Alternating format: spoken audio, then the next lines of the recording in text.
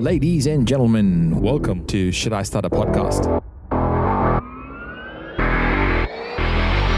Here, we allow you to answer the question, should I start a podcast? My name is Ronsley and the founder of Amplify, the first audio marketing agency in the world, and the host of Australia's first podcasting conference, We Are Podcast. Each week, I'll be working on giving you the tips, tricks, and ingenious hacks when it comes to monetizing your podcast, creating a unique show, and learning from some of the best out there. And by the way, start a podcast.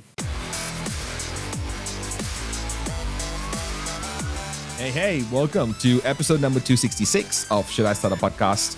We have today the legend that is Melissa Ambrosini. By this time, she would have her first baby. I want to say congratulations. I met her when she was 6 weeks out. So this is a session she did at We Are Podcast 2020. She talks about how podcasting is a marathon, not a sprint, and explains how quality and keeping it simple are key to making your podcast engaging. And she talks about giving tips and how to build a successful and profitable podcast that you just love. This is Melissa Ambrosini.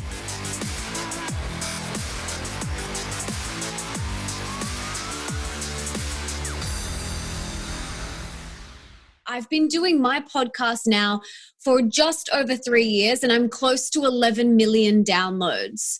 And this is really exciting. And when I started my podcast, it was really a way for me to share everything that I learned and all of my wisdom, and I wanted to bring on incredible guests. So my podcast is a mix of solo casts from me, so where I share wisdom, tips, tools, tricks, advice, and then I bring on experts in the areas that I'm really interested in. So, spirituality, mindfulness, consciousness, entrepreneurship, health, wellness, all of the areas that I really love. And today I want to share with you a couple of ways that you can build a profitable and successful podcast that you love. So the first thing that I want to cover is it's really important that you do create a podcast about what you love, because people will hear it. If you are podcasting about something that doesn't really inspire you, that doesn't light you up, you're not going to attract listeners, because if you're not interested in the topic. So make sure that you're podcasting about something that you really love, a topic or topics that light you up. You only get one chance at this thing called life, and life is so precious and sacred, and we have no idea how long we're here for. So you need to do something that brings you joy, that lights you up. You must be passionate about it, because listeners will feel it. If you aren't passionate about it, they won't tune in. And that is a reality. It is a reality. You guys have to be passionate about what you're talking about. Doesn't matter what you're talking about or what you want to podcast about, as long as you are interested in it, other people will feel that, and you will attract the people who are interested in that. So make sure whatever you choose to podcast about, it's something that you are interested in and that you love. I know this might sound really simple, but it's very important. And this will also help you play the long game. Why so many podcasts don't succeed is because they give up after 6 months. They're like, well, I don't have Tim Ferriss download numbers, so I'm out of here. It's like, no, Tim Ferriss has been podcasting for a really long time. And this is really important, that you stay in it for the long run, stay in it for the long game, be committed to showing up each week or every fortnight, however many times you want to podcast. And remember that the difference between a successful podcast and a not successful podcast is they didn't give up. They didn't quit after 6 months. So when you have something that you're interested in and that you love, that will stop that from happening. So I'm at a point now in my podcast where I've been doing it for just over 3 years, and I could do it in my sleep. Literally, I could do it in my sleep. It's so streamlined. So I was like, okay, I need to mix this up now. So I'm bringing in 2 other episode styles that I'm going to start doing because I want to stay interested. I want to stay excited because my audience will feel that as well.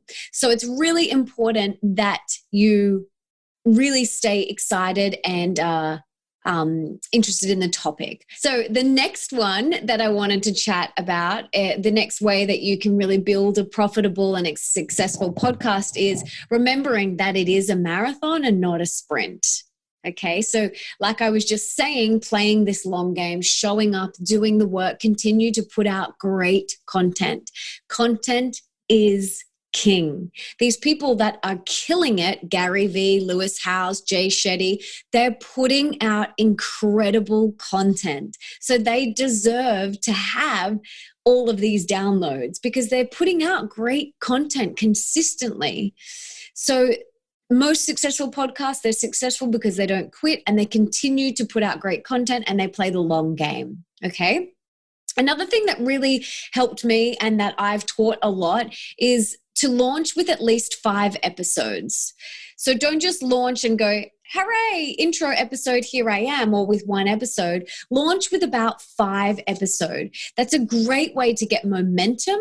And this appears to help with iTunes rankings, like the bestseller list, okay? So the higher you rank, the more people will see you. And that's like how it goes, kind of, the higher you rank, the more people see.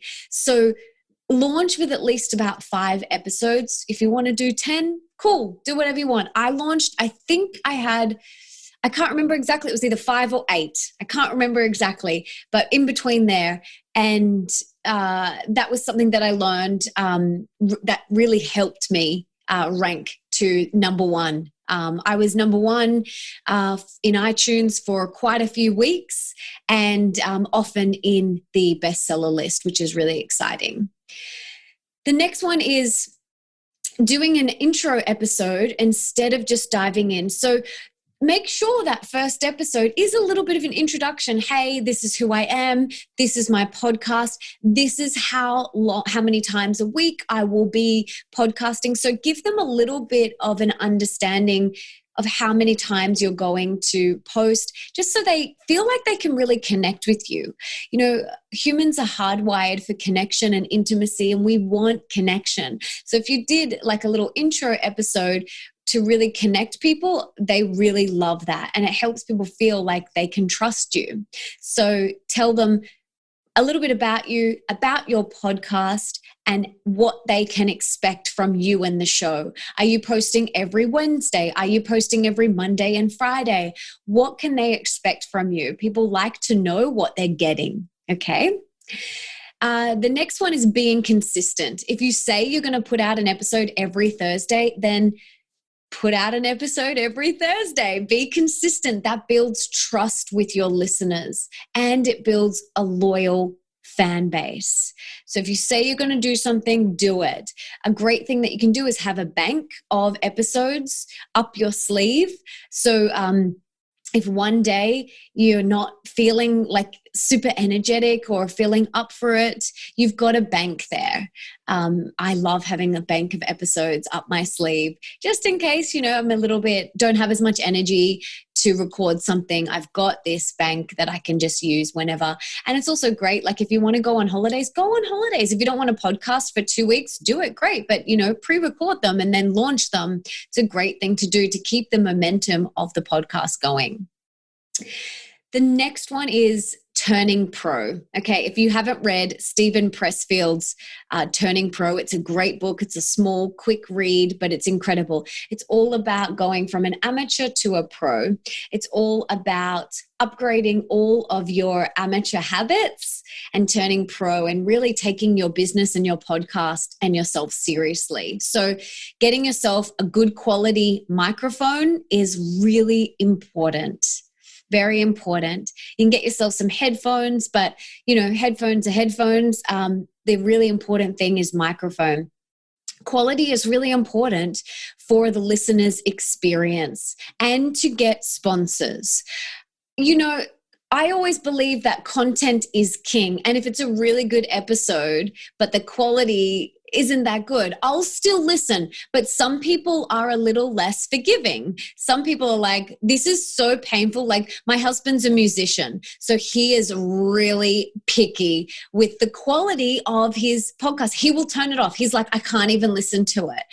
But a lot of us aren't audio engineers and musicians. And so, for me, it doesn't bother me. If it's a bit scratchy, I'm like, whatever. As long as I can still hear it, I will still dive in. But, quality is important. So if you can get yourself a really good microphone, that's a great thing to do. You can get them off Amazon, but keep it simple. Simplicity is key. You don't need all these gadgets and gizmos. You don't need all of that. I literally have one microphone. It's sitting right here. My husband, who also has a podcast, it's called The Nick Broadhurst Show. He's a musician and he has a podcast. You should see his setup. It's like epic, right? He's got all these things and like, it's crazy. And that's not what, like my office is just my setup and I just want a microphone. I don't want all the things and you don't need all of the things. So keep it simple. As Tony Robbins says, complexity is the enemy of execution. So often we can be like, oh, but I don't have this and I don't have that. And it stops us. It blocks us from taking action. So let that go. And grab yourself a mic. I think my mic was like $100 or something off Amazon. And I've had it and it's amazing. It's really good mic. So keep it simple. You don't need concert hall quality audio. Remember, most people will be listening on their headphones, either on a walk or on a bus or in a car or a plane or doing something else. And most people are forgiving if the recording is a bit rough around the edges. But like I said, the audio engineers and the musicians might not be fully satisfied, but that's like 99% of your listeners will be happy with it, if it's loud enough and it's illegible. So don't forget that. Podcasts are the result of your blood, sweat, and tears. Isn't it time you're compensated for all that hard work? Well, get the 7 funnel maps because it helps you successfully market and monetize your podcast so you can focus on making the best show possible. All you need to do is head to mustamplify.com/resources and get your copy. Now, back to the show.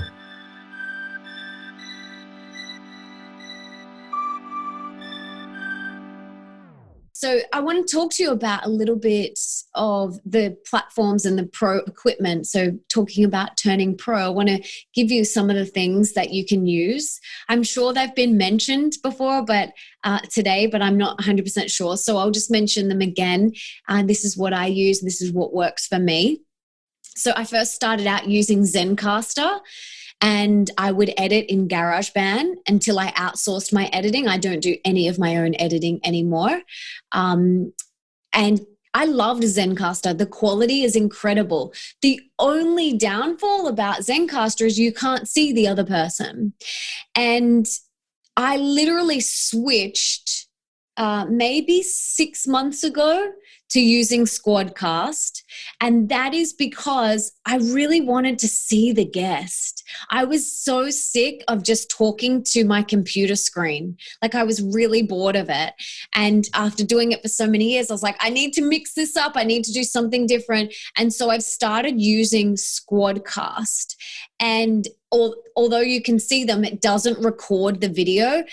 I would really love it if someone could create a platform that is good quality audio and video. I would really love that. So what I've been doing is I have been recording my screen just through like QuickTime Player because I use the video to create Instagram snippets, highlight reels for myself and for the guest. So I've been recording the screen just in QuickTime and I've been using the audio from Squadcast and then kind of mashing that together and creating these Instagram snippets that we can share. So check that out. I mean, Zoom, I did Zoom for a little while. I did find there was some glitches and it just wasn't the quality that I wanted. I also, another thing that I wanted to suggest to you guys, yes, and GarageBand is an incredible way that you can record intros and outros. So I record all my intros and outros in GarageBand, upload it to Drive, and then it goes to my editor. I always do a backup recording of my local, and I get the guest to do a backup recording, because you just don't know, like, especially if you're diving into a really deep interview conversation and it's an hour and a half and you realize that the audio is terrible and you've just spent an hour and a half interviewing Wim Hof or someone incredible, and you're like, oh no, what do I do? So it's really good. I always do a local backup, and I ask them to quickly go to QuickTime and just do a local backup recording on their end. It's so easy. Everyone knows how to do it. And they just shoot that over to me via WeTransfer just to have it. It's really good. It's only ever been, I've only ever in just over 3 years, only one audio, something happened where it just completely was corrupt, and I couldn't use it. So that's only happened one time, but it could happen. And so I just wanted to be safe. The next little thing I wanted to share with you was to make sure that you have fun and smile. Okay.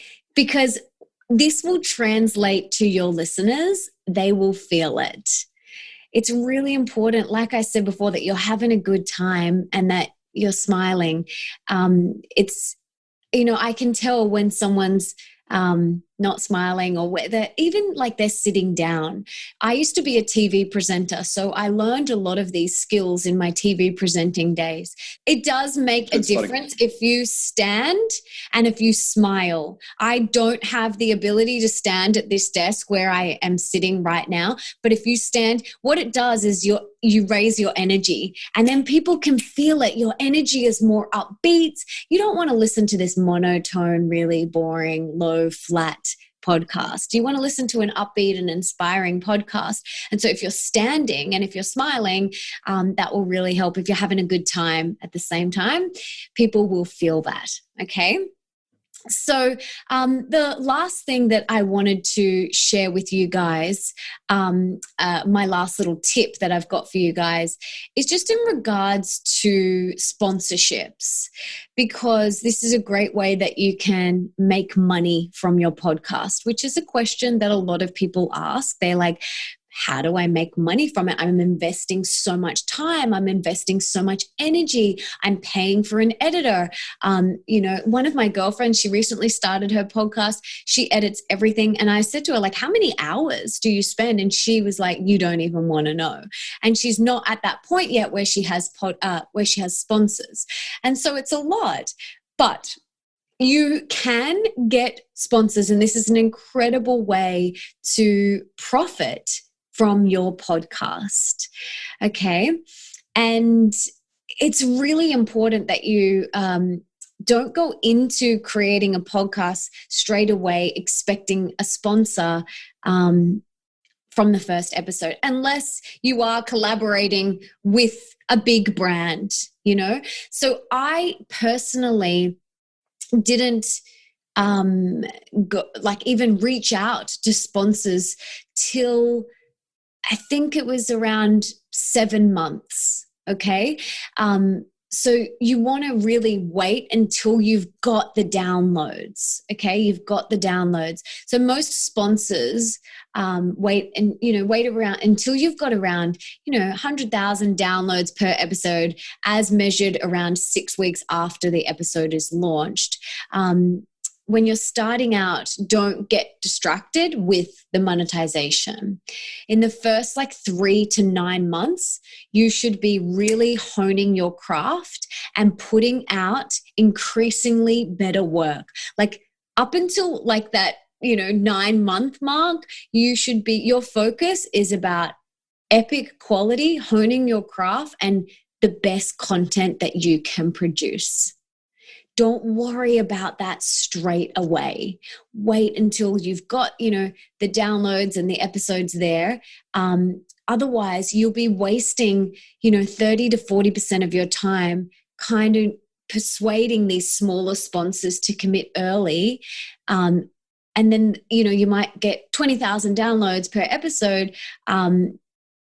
Or you can kind of play the long game and wait, anywhere between 6 and 8 months until you have this bigger mass, and you can have a lot more downloads, and then you can get a lot more brands, and hopefully they'll stay on for a lot longer.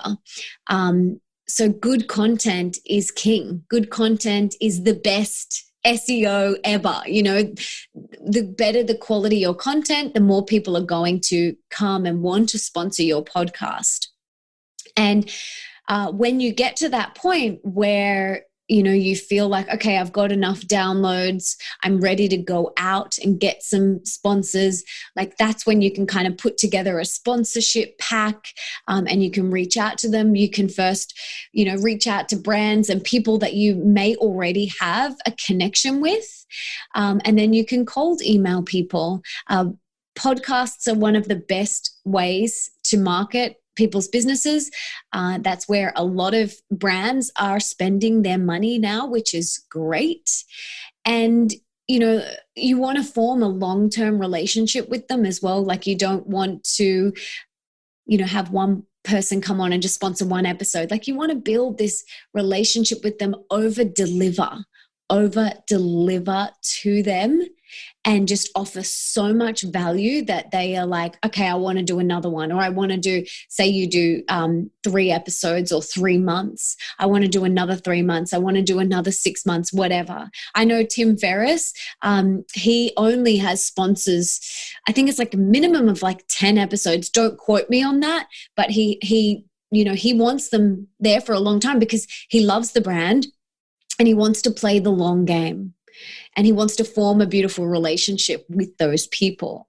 And that's the same as how I feel. Like I don't want just like a one-off sponsor. I mean, I'm open to it, but I would love to form more of a long-term relationship with that company or that brand, because I personally don't promote anything that I don't use or believe in myself. You will never ever see a sponsor on my show that doesn't align with my core values.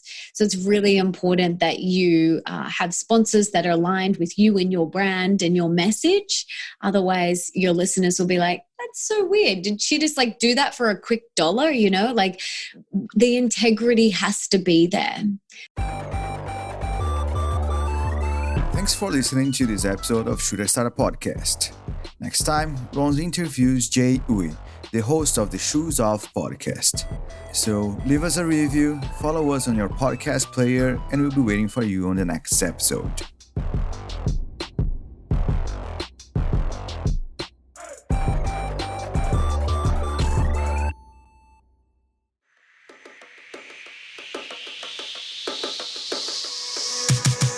If you're listening to Should I Start a Podcast, you're probably on the cusp of starting a podcast of your own, but just don't know where to begin. Look no further than We Are Podcast. This podcasting mecca is where you will get all the motivation you need and all the tactics you need to dive in to your podcasting adventure. Whether you're a seasoned host or a podcasting newbie, the legends we've rounded up for this event and the future events will blow your mind with useful, easy to implement information and ideas and tactics. Head over to wearepodcast.com for our next event.